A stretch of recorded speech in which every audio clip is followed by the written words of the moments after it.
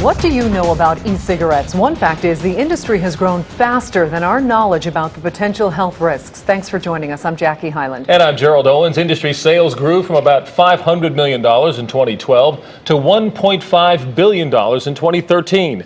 But still little is known about the effects of vaping or inhaling the heated e-liquids. Our health expert, Dr. Alan Mast, takes an in-depth look at e-cigarettes, how they're made, and what the medical community is saying about them.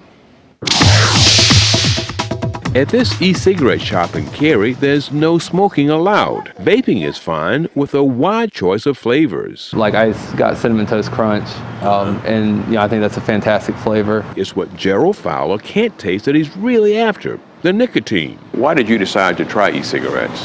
Well, it seems a good way to transition from smoking, into quitting. The flavor plus nicotine combo is created in businesses like Q-Vape, Juice, and Wilson. That is our focus, is delivering a quality vapor. Owner and CEO Sheila Williams worked 16 years in analytical chemistry. We have our own in-house analytical lab where we test nicotine purity. A third of the products have no nicotine, the rest up to 3% of volume.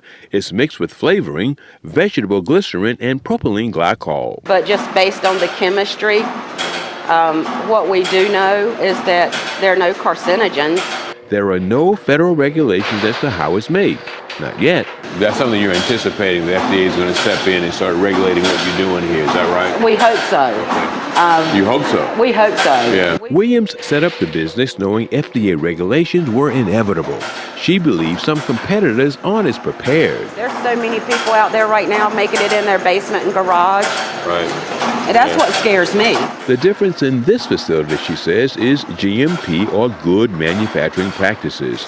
It's a standard required for manufacturing food or drug products to assure safety and quality. So we provide a certificate of analysis for every batch that we prepare and ship out. Q-Vape will soon double production from 250,000 bottles a month to 500,000 bottles a month.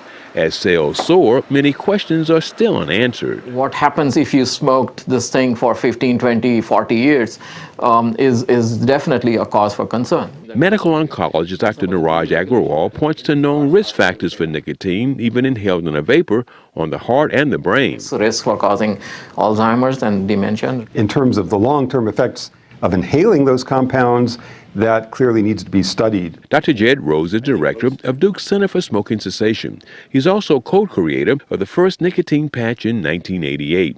He balances concerns about the vapors from e-cigarettes with the smoke of regular cigarettes. According to the latest Surgeon General's report, 480,000 Americans die each and every year from cigarette-related disease. So I think that we need innovative and bold new approaches to help cigarette smokers quit. His lab is gearing up to study e-cigarettes as a smoking cessation tool because other nicotine replacement therapies don't work for most smokers. Now, a study published in The Lancet last September showed after 6 months, 7.3% of study participants using e-cigarettes stopped smoking versus 5.8% using the nicotine patch. So you've been able to cut back from a pack a day now to?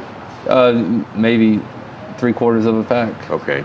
So it's a process. Then there are the flavors, like juicy fruit, chocolate-covered cherry, and the potential attraction for youth. I mean, I have patients whose kids are using it, and they're middle school kids.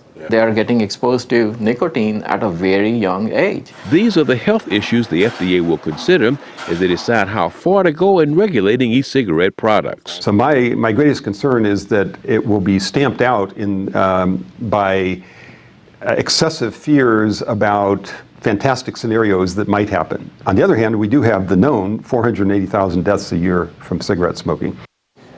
Now, the FDA has proposed regulations that restrict e-cigarette sales to the same age required for regular cigarettes. So could we also see warning labels on these e-cigarette nicotine juices? Gerald, the Q-Vape juice facility already anticipates the FDA is going to want these warning labels. So right now on the packaging and labels, they're starting to give us some warnings. For example, possible birth defects, not approved by the FDA, keep out of the reach of kids. It's should, of course, not be sold to minors, and of course, it's not a smoking cessation aid. Of course, it's going to vary these warning labels from distributor to distributor. That gives you a sample of what they're like. Dr. Matz, let's say you're not smoking one of these. Should you be concerned if you're around someone who is? Gerald, one small study showed that the exhaled vapor does worsen indoor air quality. More research is needed. For more information, be sure to go to our website at WRAL.com. We'll keep you updated. Okay, thank you, Dr. Matz. You bet.